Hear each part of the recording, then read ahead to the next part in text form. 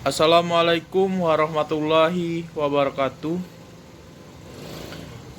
Perkenalkan, nama saya Zeni Repiza Sabta Firlanda, Program Studi Kedokteran Umum, Fakultas Kedokteran, Universitas Malahayati.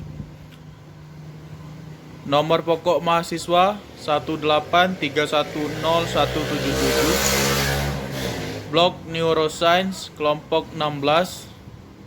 Video ini saya buat untuk memenuhi tugas tambahan praktikum anatomi pertemuan kedua Laboratorium Anatomi Fakultas Kedokteran Universitas Malahayati. Sebelum memasuki materi, saya mengajak teman-teman untuk mendoakan tim medis yang gugur dalam memerangi pandemi COVID-19 dan semoga tidak ada lagi kabar duka yang menyelimuti dunia kesehatan. Semua petugas yang berada pada garda terdepan diberi kesehatan, kekuatan, ketabahan, dan keimanan untuk mengamalkan ilmu dan keterampilannya bagi kemanusiaan. Amin ya rabbal alamin. Selanjutnya kita akan memasuki materi.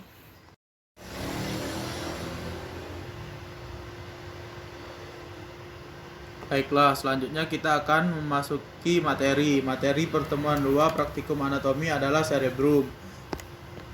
Untuk cerebrum ini saya masih menggunakan Sobota edisi ke-23 jilid ketiga.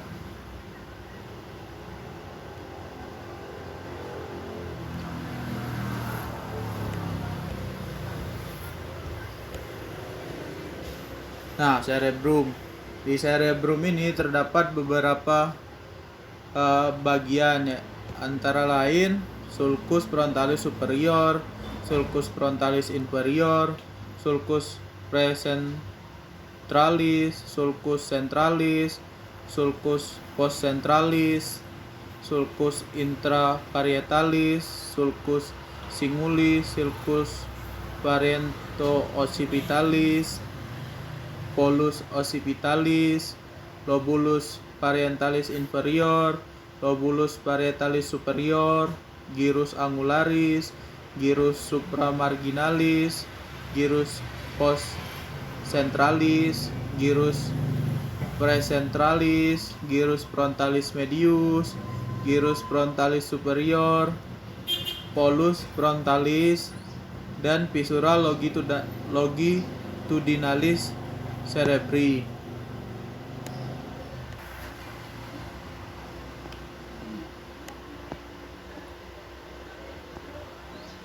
Nah, selanjutnya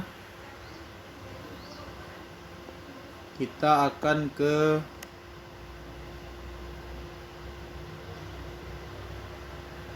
ganglia basalis. Nah, di sini banyak ada arteri cerebri media, arteri centralis, ada vena media profunda cerebri, insula, claustrum, vena interna cerebri, putamen, ada sinus sagittalis superior, ada sinus sagittalis inferior, ada arteri vericalosa. Nah, selanjutnya juga di sini ada ganglia basalis dan talamus. Nah, di talamus ini terdiri dari nukleus caudatus corpus. Kita bisa lihat panahnya, ada putamen, ada talamus, ada globus pallidus, ada ventriculus lateralis cornu occipitale, ada ventriculus lateralis cornu temporale, ada corpus amygdaloideum, ada nucleus caudatus cauda, ada nucleus caudatus caput, ada ventriculus lateralis cornu frontal, ada ventriculus lateralis pars centralis. Nah, selanjutnya kita kembali lagi ke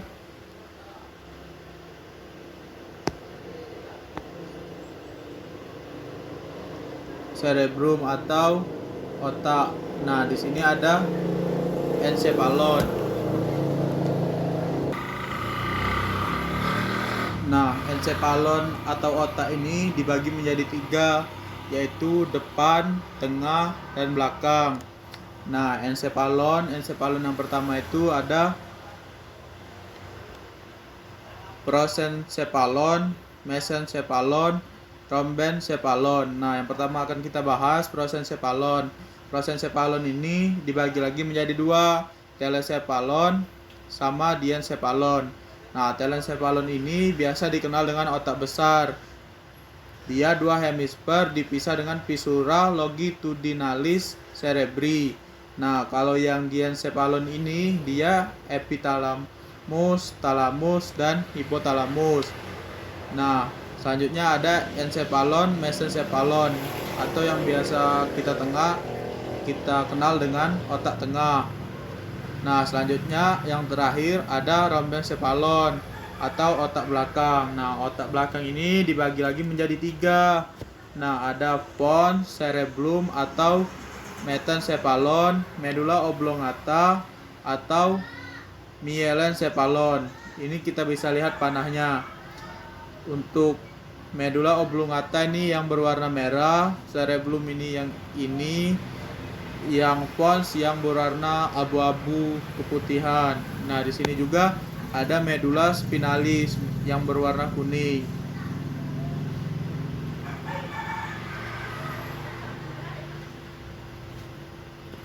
Nah, ini ada volume encephalon rata-rata berkisar antara 1000 hingga 1400 cm seringkali, tetapi tidak selalu. Volume encephalon yang lebih kecil dijumpai bersama dengan gangguan mental. Akan tetapi, tidak ada hubungan antara ukuran encephalon dan kepandaian. Di lain pihak, tidak semua gangguan mental dijumpai bersama dengan ukuran encephalon. Jadi, ukuran encephalon itu tidak semua gangguan mental itu dijumpai bersama dengan ukuran encephalon atau otak. Nah, di sini ada atrofi encephalon. Atrofi encephalon timbul seiring usia.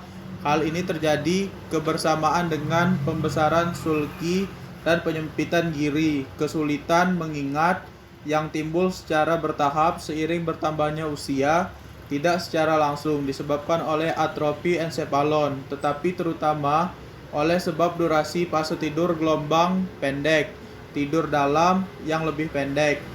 Fase tidur dalam ini berkurang secara bermakna seiring pertambahan usia. Tidur dalam menyusun hingga 19%, tidur pada individu yang berusia hingga 26 tahun, sementara proporsi ini menurun hingga 3% dalam kelompok usia 36 tahun hingga 50 tahun. Penelitian membuktikan bahwa hal ini berkaitan dengan penurunan fungsi memori. Nah, tadi kan saya mau bicara tentang gyrus. Nah, apa sih gyrus itu? Gyrus itu adalah lipatan. Nah, patokannya sulcus centralis. Nah, gyrus kan banyak tuh. Ada gyrus frontalis medius, gyrus frontalis superior, gyrus precentralis, gyrus postcentralis, dan lain sebagainya. Nah, patokannya itu adalah sulcus centralis.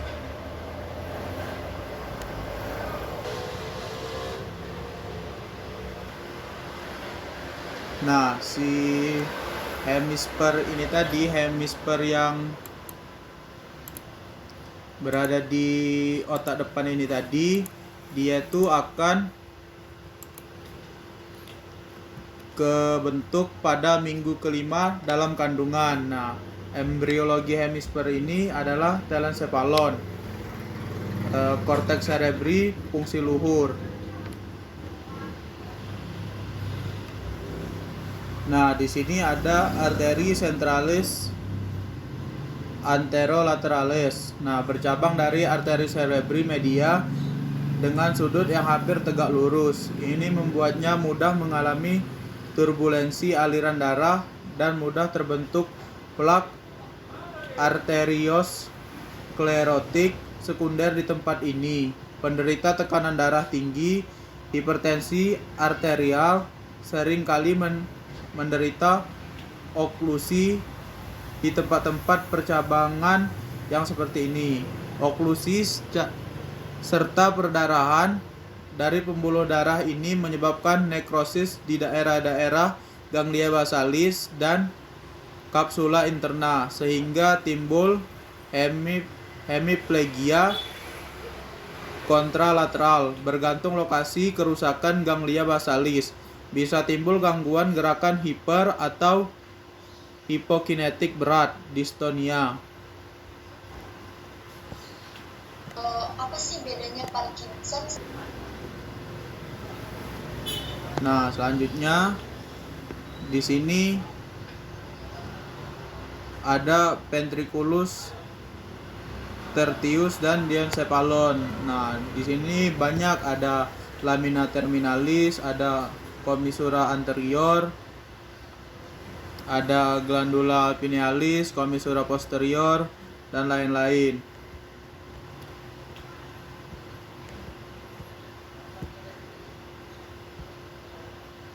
Nah, di sini ada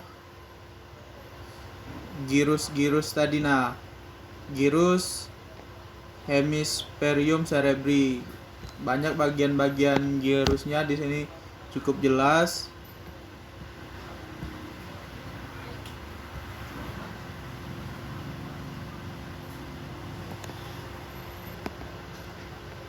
Mungkin itu saja untuk materi kali ini. Terima kasih. Terima kasih sudah menonton video saya. Mohon maaf bila masih banyak kekurangan. Mohon maaf jika ada kesalahan ataupun kata-kata yang kurang berkenan di hati teman-teman. Saya akhiri. Wassalamualaikum warahmatullahi wabarakatuh.